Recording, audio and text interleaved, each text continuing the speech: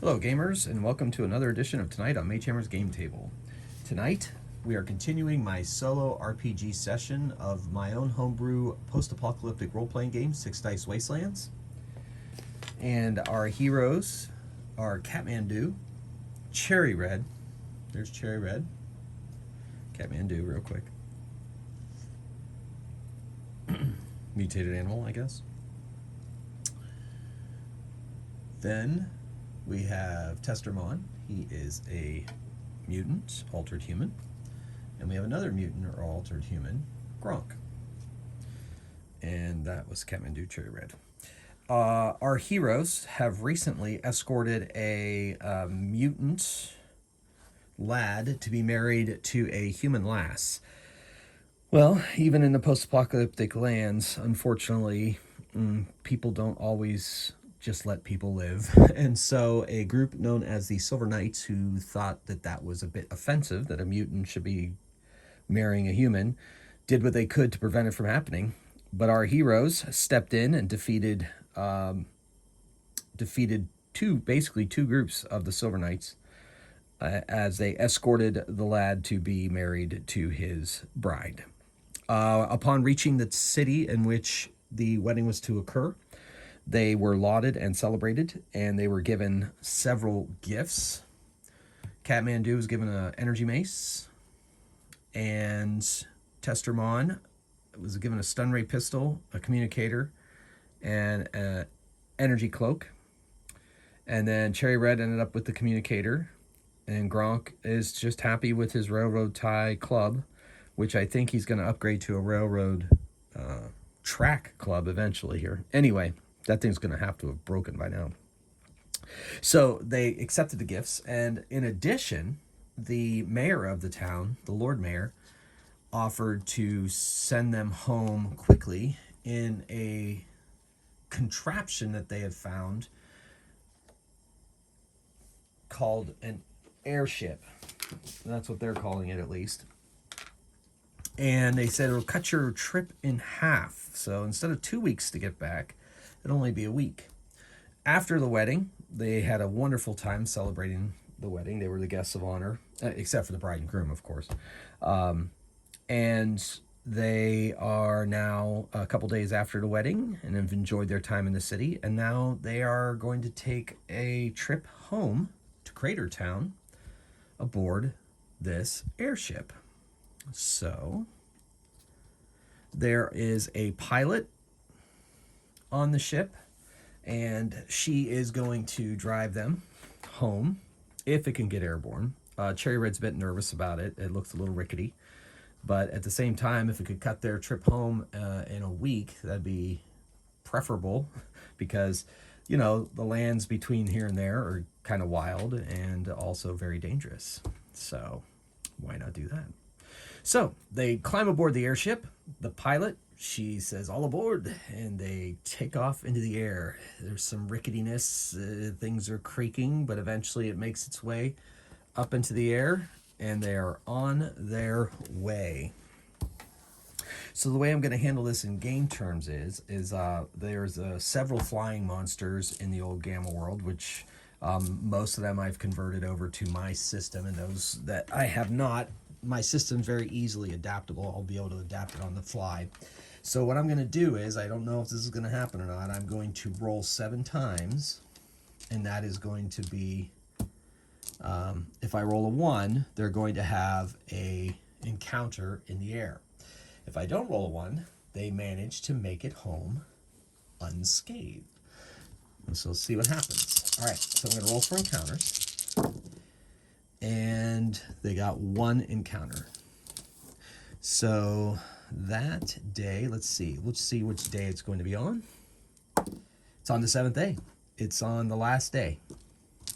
In the air, on their way to Crater Town, they're going to encounter a flying denizen of this post-apocalyptic world. If you're playing Gamma World, we call it Gamma Terra. But for now, we're just calling it the post-apocalyptic world. It's the Wastelands, folks. All right, so I have prepared a list of flying mutants. So we're going to roll I believe there were 10 options, I think I went with. So I don't want to give up the surprise as to exactly what they are, so I'm just going to roll, and I'm going to let you know exactly what it is that is going to accost our flying heroes. Now, I will say for the 6 days that they're traveling, they had enough food, they're able to sleep, they enjoyed the view. A few times I got a little nervous that this thing wasn't going to stay in the air quite properly, but it did, and they're pretty excited about it. Now, there is a gun at the forecastle of this ship, and the pilot showed Testermon how to use it. So if they get attacked, Testermon could man the gun. But as you can see, 6 days into this trip, they had no problems. But Testermon trained on it, so that's what Testermon's going to do. Except when Testermon decides to use Mental Blast or Stun Ray Pistol. So that'll be fun. Okay. So it was, there was some rain, some turbulence, as you would expect in an airship trip. It's belching smoke, and it's just not the most environmentally friendly vehicle, but doesn't really have to be in post-apocalyptic world, does it? There's already enough problems with all of that. With radiation. We had the death storm that kept them inside a ruin in one of my previous adventures. No death storms apparently happened. That is one of the things that actually is on my encounter table that I'm about to roll on. So let's see what we find. There we go. Good. All right, here we go. 3. All right. So 1.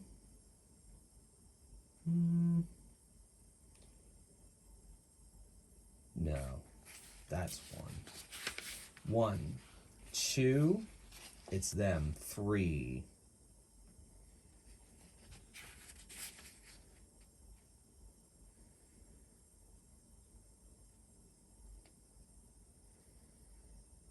Yes, sounds good. Okay, so let's see how many there are.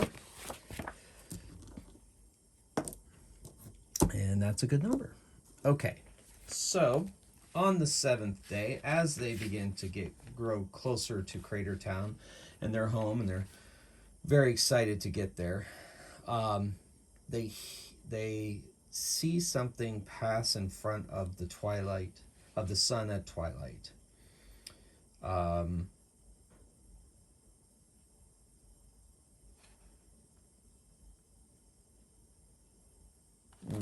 You know what? That's not gonna make it. So I guess I'll do this instead. Yeah. Nope. Yep. Let's do that. Okay. So there are that many. Good. All right. And so they see they see a shadow pass in front of the sun, and they hear a screeching sound. And coming out of the sun, they swoop down, and they have they're carrying blades in their talons, and they look like that right there. So they basically look like a mutated hawk that became, took on humanoid anthropomorphic characteristics.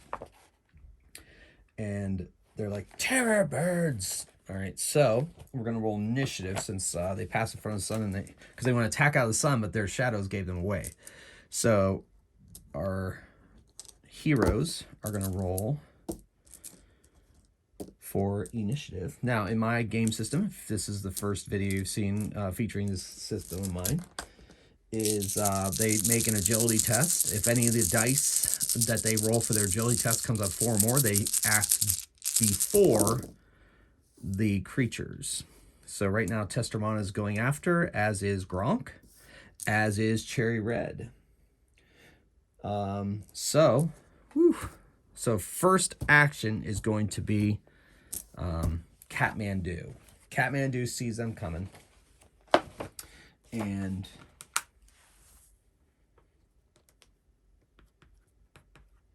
there are 3 of them swooping down out of the sun at them. And Kathmandu is going to raise her laser rifle and fire off a shot before these things can close into range. So she gets 5D on that. She has agility. She's skilled in an agility test, so that means she gets to reroll one of these failed tests. And a laser rifle hits on a 3+ and does additional successes on 4+. So 3 1s. So we can tell this is going to be a great fight, isn't it? We're going straight out of the gate. We go 3 1s. All right, so she gets to reroll one of those failed successes, and there you go. So 2, 4, 5 successes at one of the swooping terror birds. And the terror birds have, since they're flying and they are they are wearing some rudimentary light armor. I'm going to give them 4 defense. So here we go. They have to, ooh, pretty good, 3. So they take one takes 2 damage from a laser blast from the laser rifle. And then Kathmandu tries to get behind part of the ship that will give her some cover. Him some cover. As we've determined in other videos, Kathmandu's gender is fluid. So, mostly because I just can never remember whether I made her male or female when I first created her, and I go in between, and I don't think it really matters that much. So that was Kathmandu's fire with the laser rifle for the character. Don't think it matters that much for the character. All right, so then they swoop down. Now, they don't really want anything to do with Gronk. I'm going to have one of them swoop down at the pilot. I think they're smart enough to know if they take out that pilot, they might be in good shape. So one of them's going to go after the pilot, one of them's going to go after Kathmandu, and the other one will randomly determine which one's going to go after. 1, 2, 3, Cherry Red, 4, 5, 6, Testermon. 3. So it's going after Cherry Red. So one's going to swoop down on the... they have 2 weapons. They're fairly agile, so they're going to attack on 5. So that's the way that multiple weapons work in my game system, is that they get so many dice for, if it's a light weapon, which these are, they get their agility dice, plus the weapon dice, which for a light weapon is 1. And then if they're attacking with multiple weapons, how I handle two-handed attacks, two-hand fighting, 2-weapon fighting, is that I just have them add an additional die. So ways to work is they have 2 to attack with their agility, or 3 to attack with their agility, 1 for the light weapon die, and 1 for an additional weapon. So that's why they're rolling 5 dice. Just for those of you that care about that kind of stuff, to have kind of some insight into how I've been designing this system. Okay, in the meantime, the one swoops down. The pilot's pretty dramatic. We'll save the pilot for last. So we're going to attack Kathmandu. Now, I had Kathmandu kind of go into cover. So normally they would need a 4 to strike this swooping attack. They'd need a 4 to strike. I'm going to make that a 5. So 5 or higher. So they only get 1 success. Now, Kathmandu has that sports gear plus a great agility. And the sports gear is pretty good armor because it's considered heavy. It's considered armor, normally medium armor. It's medium armor, but normally medium armor negates an agility ability. But in this case, it's a sports gear. They still get to add their agility in addition. So that's why Kathmandu has a defense of 6. So she has to roll 1 success on any of these, and she does. And so that swoop misses. Second swoop, I said, was going to be on Cherry Red. I believe so. And if not, it is now. And so it swoops down on Cherry Red.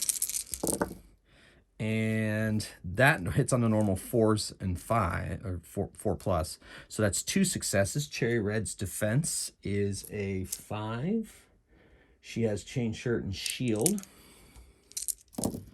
And she only does 1, so she takes 1 point of damage. So Cherry Red takes a gash across her arm as the creature swoops by her. Now, that's the thing with these creatures. Since they have a swoop attack, they're going to attack with their melee weapons, but they're going to have to use ranged weapons to attack unless they try to finagle that. And then the attack on the pilot. Now the pilot, I will say, has a 3 defense. So two successes. The pilot is going to roll. Oof. Takes 2 damage. So, all right. All right, so now the rest of the party gets a chance. Now, Gronk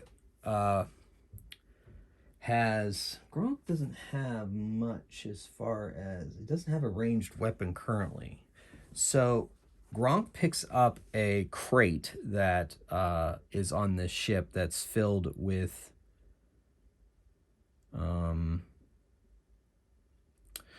harpoons for, well, I'm not gonna, yeah, sure, why not? Picks up the crate that's filled with harpoons because there's harpoon guns on this ship here. They're not quite serviceable, but they still have harpoons on there for when they are. But Gronk just picks up the crate and hurls the crate at one of the creatures.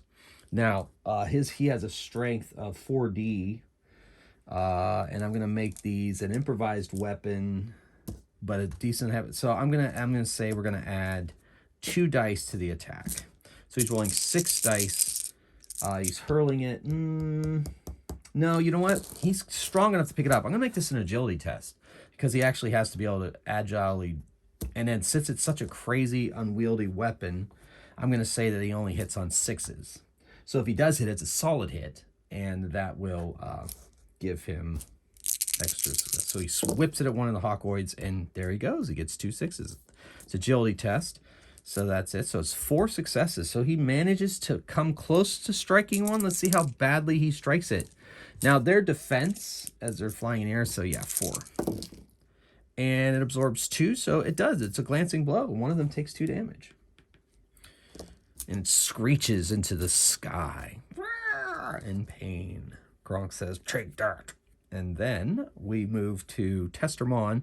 So Testermon's going to make a move action up to the gun and power the gun up. So it's like it shoots out projectiles. So that's his actions. So that was it for him. He's going to start taking aim at them for the next round. And then Cherry Red has her trusty Magnum pistol, and they're within range of the Magnum pistol, but yeah, they're just right at the edge of the range. So she's going to let loose with her Magnum pistol, which is a 5D and gets additional successes on 5+.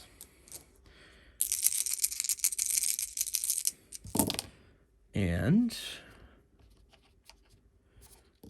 that was a 2. All right. So that's 4 successes. And yeah, so 4 successes. Maybe winged one of them. No pun intended. All right, pun intended.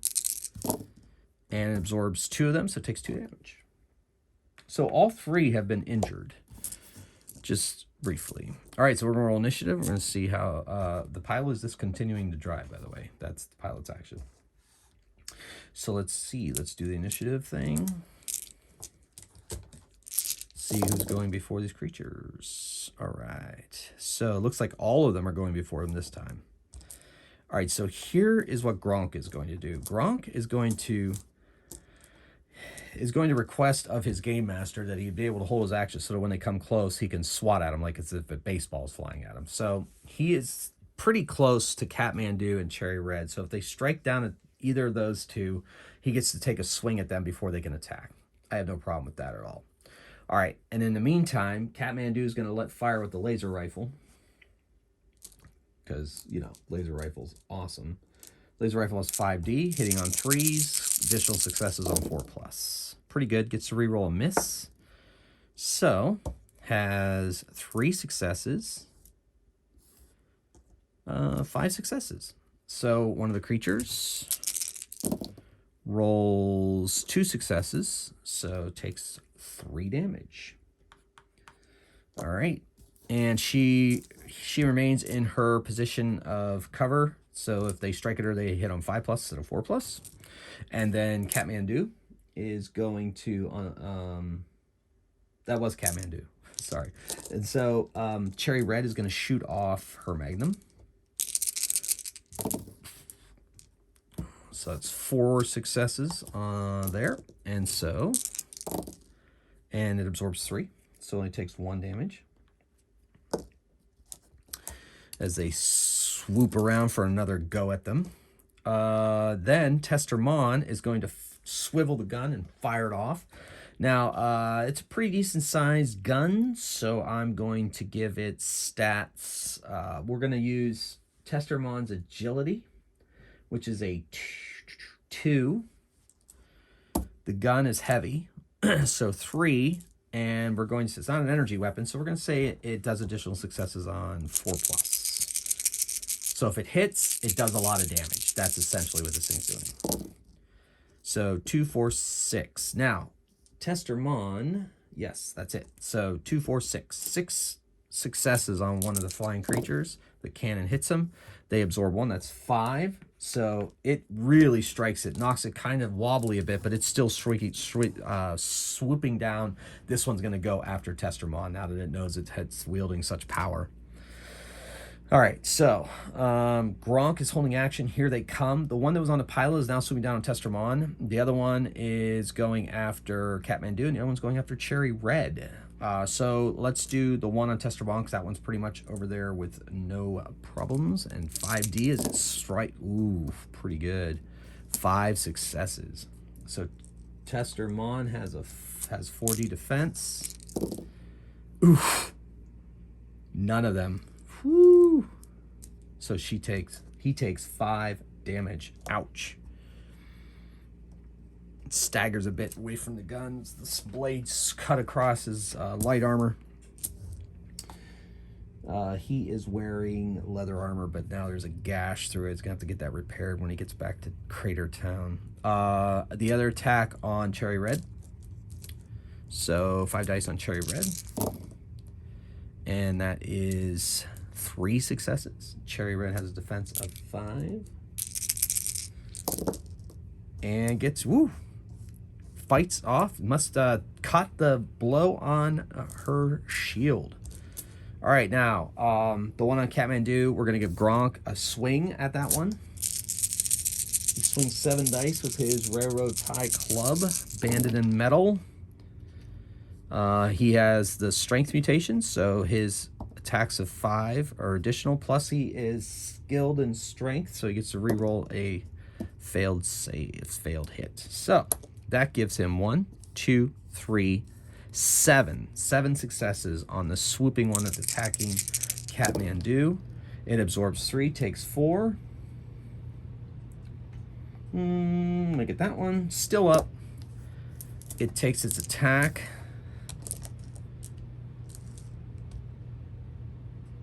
Yeah, Kathmandu had the first attack, right? Yeah, okay. And it takes its attack, 5 dice, and gets 3 successes.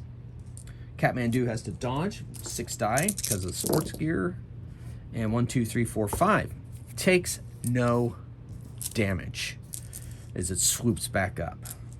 Tester Mon's tracking him with the cannon. Gronk is yelling at the sky, "Come down here, you feathered cowards." All right, so none of them have gone down yet. Let's see if they continue to have a stomach for this, but they're getting increasingly angry as they go for their combats. All right, here we go. Initiative. So we shall see who goes before this time. Looks like everyone. Everyone goes before the Terror Birds.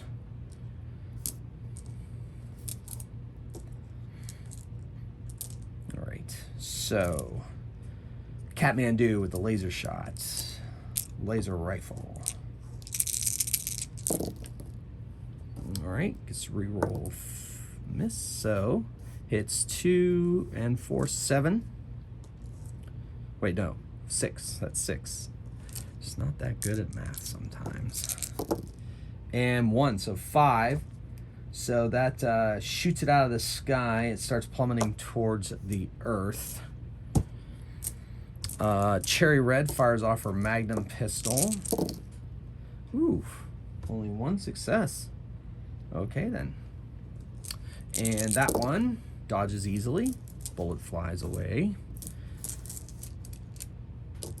As we said, Gronk is holding action as before, and Testermon is unleashing with the cannon.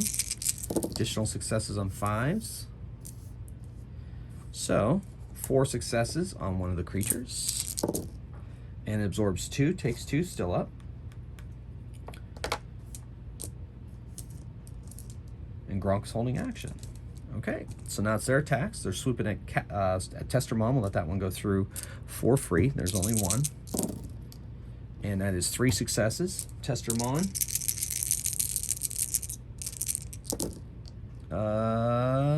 Yeah. Woo. Dodges. Dodges right behind the cannon as it streaks by and swoops back up. All right, then the other one's going to attack Catmandu, and Gronk is going to take a swing before it can get to Catmandu. And so 6, 7, 9. 9 successes. Pretty impressive. Big guy. And absorbs 2. That's 7. Drops it. It lands on the deck. Battered, crushed bones. Its hollow bones are battered to a paste. Or no, I guess dust. Chalk? Whatever. All right, and then, so that's only 1 left. And it flies away.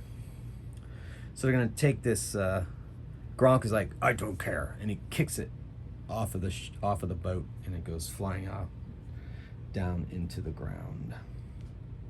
Testermon treats the pilot's wounds with a healing touch, and then his own with a healing touch, and he gets to reroll 9 tests. So he only gets 1 on himself, and that heals 2, so he's up to 12, just in case. And he did 1 on the pilot for free. I'll give that one for free.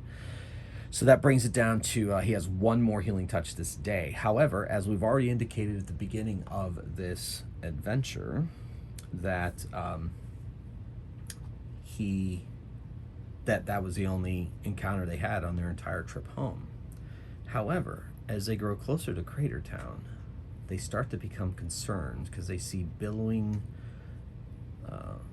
clouds of black smoke rising up from where Crater Town should be. Gronk is like, could this thing go any faster? And the pilot's like, I'm going as fast as I can. So they see it in the distance in the twilight, and they're moving fairly slowly, but not, faster than they would be if they were walking. But they may get there in the middle, like early morning hours, probably, which is concerning. And then as the darkness completely falls and they continue to gaze towards their town, they see a glow and smoke. Crater Town is burning. So in the wee hours, say 4 a.m. or so, they come upon Crater Town, and it's a sight to behold. The town has been sacked. They set down outside the crater, and they thank the pilot for her service. And the pilot says, well, I'm going to stick around in case you need me. Like, well, that's very kind of you. So they go towards Crater Town. They enter the palisade that surrounds the town has been smashed and breached. And there are corpses in the streets. The buildings are on fire. And on the side of one building, they see a symbol. It is a helmet with wings on the sides, coming off the sides. It is a symbol of the Silver Knights. It's their helmets they wear.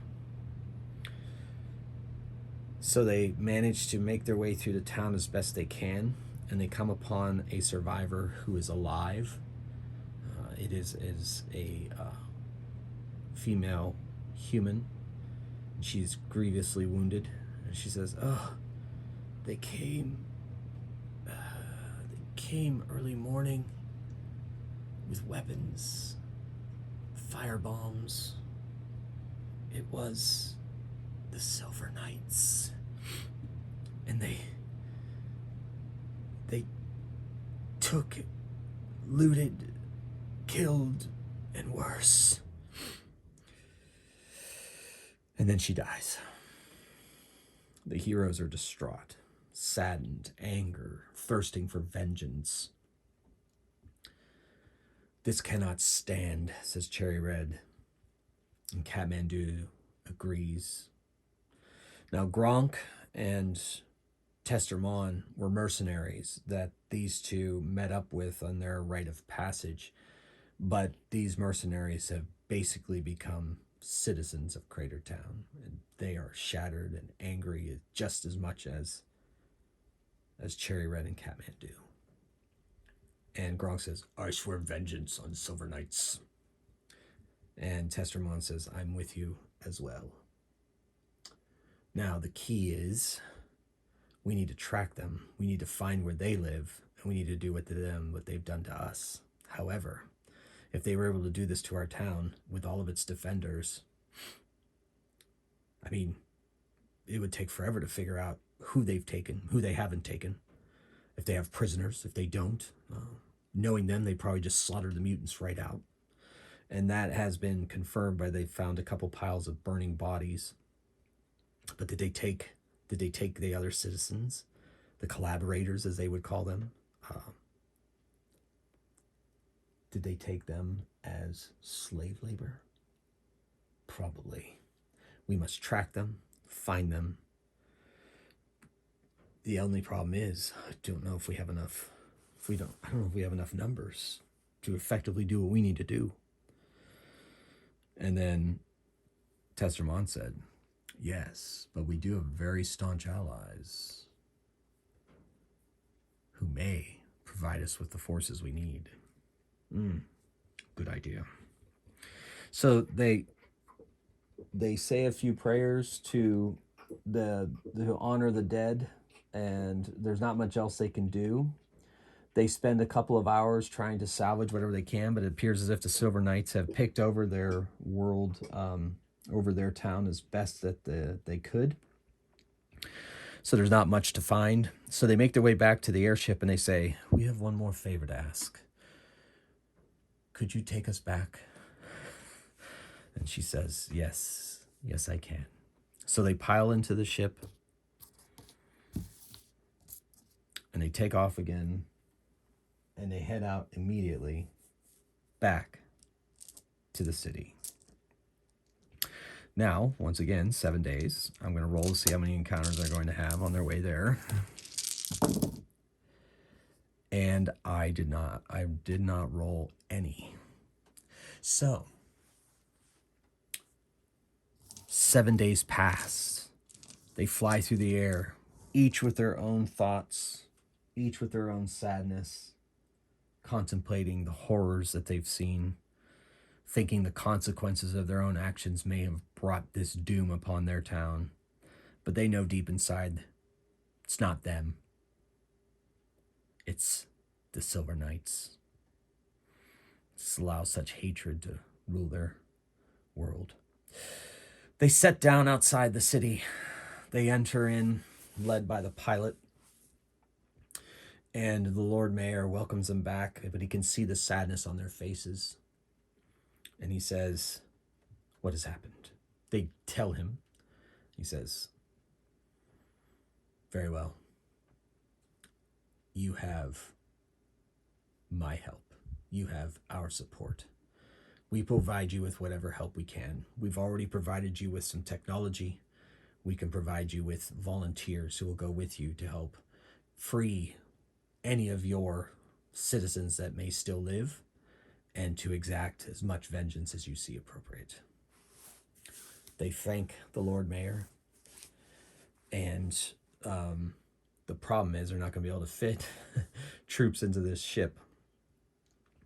So the Lord Mayor says, well, we have vehicles. We use them only in times of great distress, which I believe this counts. And so we'll have transports and the airship, and we'll send you on your way, and then you can start tracking them from your town, and then we'll see where we go from there. So they make preparations. They prime their weapons. They gather volunteer troops who are willing to go with them to fight. 24 in all. And, well, is that enough? 24. This city's pretty decent size, but yeah, I guess they'd have to worry about their own defense. Yeah. So 24 volunteers of mostly mutants, actually, and some humans who are ready to get vengeance for the heroes of Cratertown who have provided them with a service and provided them with honor and someone to look up to. So they gather together their forces. They pile into the airship. They have vehicles, which are basically they're troop vehicles. Since when the world ended, it was an advanced civilization technology, obviously. So they are wheeled vehicles, but they are run on power cells, are armored, and they'll carry 12 troops each. So it worked out just about perfectly. While the heroes and the pilot will fly in the airship on their way back to Cratertown. From Cratertown, they will track the prey there. They're gonna have to the wilderness between here and. But since they're in vehicles, I'm just gonna say that it takes about a week either with the airship and the vehicles. And for simplicity's sake, I'm going to say that time passes uneventfully and they land outside Cratertown. The vehicles roll up on Cratertown. No creatures have decided to mess with the vehicles nor the airship on that week trip. So I think, based on the time I see on this video, that this is going to be a very brief video because I'm not sure where this is going to go from here. I mean, they have to track the Silver Knights, then they're going to have to set up a full-on assault on whatever compound they find of the Silver Knights. And so that might take some doing, and I don't want this video to roll. You know, I do not like my videos go over an hour. So in this case, we're at 36 minutes. So I think we are going to end it there. I know that was brief, but I mean, that's just the way it goes sometimes, I suppose, when you're playing a game. Especially with the way I play, I kind of fly by the seat of my pants. I have some few random tables, but I kind of make up the story as I go along. It's one of the things I like to do. And so I had a basic outline of what was going to happen. I had Cratertown being destroyed and so forth. So then everything else kind of goes along as I go. And so I think that's where I'm going to end it. And those are the reasons why. Hopefully you can all respect that. I'd like to thank all of you for watching. And I know in the comments, I've been really appreciating the comments coming in from you all. And I know several of you say you look forward to these every week. So hopefully this one didn't disappoint either. And I'm going to leave it at that. And so here we are to recap. 2 vehicles with 12 hardy mutant fighters outside of the burning Cratertown. And our heroes all getting ready to track the Silver Knights back to their compound, where they hope to rescue anybody that still survives and has been bonded into slavery by the Silver Knights, and also to exact as much vengeance as they can for what they have done to their city, to their town. Thank you very much for watching. I hope you enjoyed this as much as I enjoyed playing this. And so until next time, keep on playing games and rolling dice. Magehammer out.